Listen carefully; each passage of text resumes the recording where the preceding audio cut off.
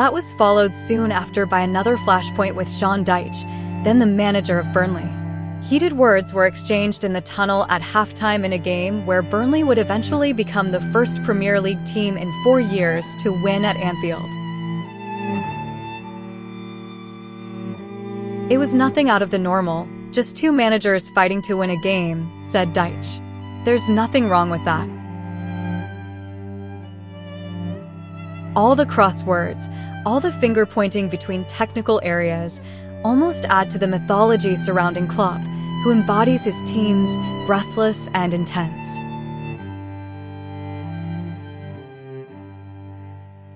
"The way he conducted himself around me, I've got nothing but praise for him and how he is," Steve Bruce, who faced Klopp 4 times as Newcastle United manager between 2019 and 2021, tells The Athletic. "He's a big, imposing man to start with, and his level of enthusiasm is really what sets him apart. What you see is what you get from him. He's got a bit of charisma, a bit of everything about him.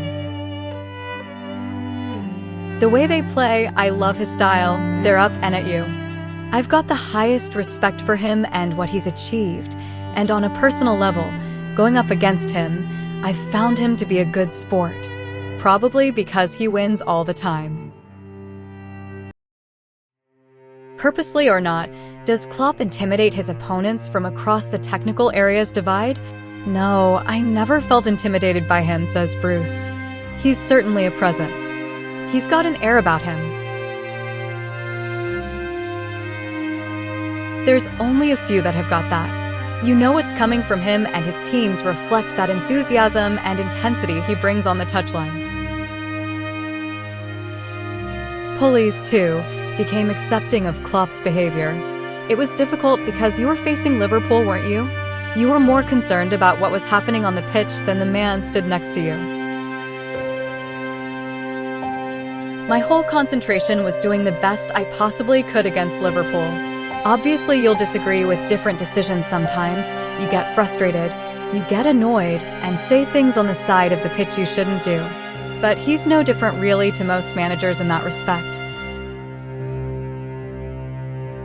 If there is respect for Klopp from the managers' union, and understanding that tempers will inevitably snap under enormous pressures, match officials have formed a less favorable opinion. Klopp was charged 4 times by the Football Association, amassing £158,000, $200,000 of fines, with 3 cases stemming from episodes involving referees. The only one that did not was when Klopp sprinted to celebrate that late winner over Everton by hugging his goalkeeper, Alisson. There were also 6 yellow cards shown to Klopp in Premier League games, the most recent coming in a 3-1 win over Burnley in February. PGML, the refereeing body, says nothing of Klopp's behavior, but the personalizing of a feud with Paul Tierney was not well received. "I have no problems with any referees, only you."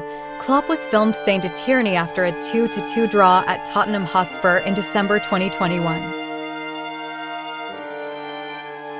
The sore was exposed again 18 months later following a dramatic 4-3 victory over Spurs. Klopp had celebrated a late Diogo Jota winner by running up to 4th official John Brooks, an act that would bring a pulled hamstring and a yellow card from Tierney. Without you," Klopp allegedly had told Brooks, a suggestion Liverpool had won despite the officials. "We have our story, history with Mr. Tierney," said Klopp during a post-match interview with UK broadcaster Sky Sports. "I really don't know what this man has with us. Always will say there is nothing, and it's not true. My celebration was unnecessary, which is fair, but what he said to me when he gave me the yellow card is not okay." Mole took the unusual step of releasing a statement in response, defending Tierney's professional manner after analysis of the in-game communications between officials and refuting any suggestion from Klopp of improper conduct. Klopp would apologize again for his actions during an FA disciplinary hearing, both for his celebrations in front of Brooks and the tone of his post-match comments. His defense? Klopp claimed to have been overly emotional. A 2-game ban was handed out, with 1 game suspended, as well as a £75,000 fine. Patrick Davison had interviewed Klopp that day for Sky Sports. It was almost like he was regretting it as he was saying it, says Davison.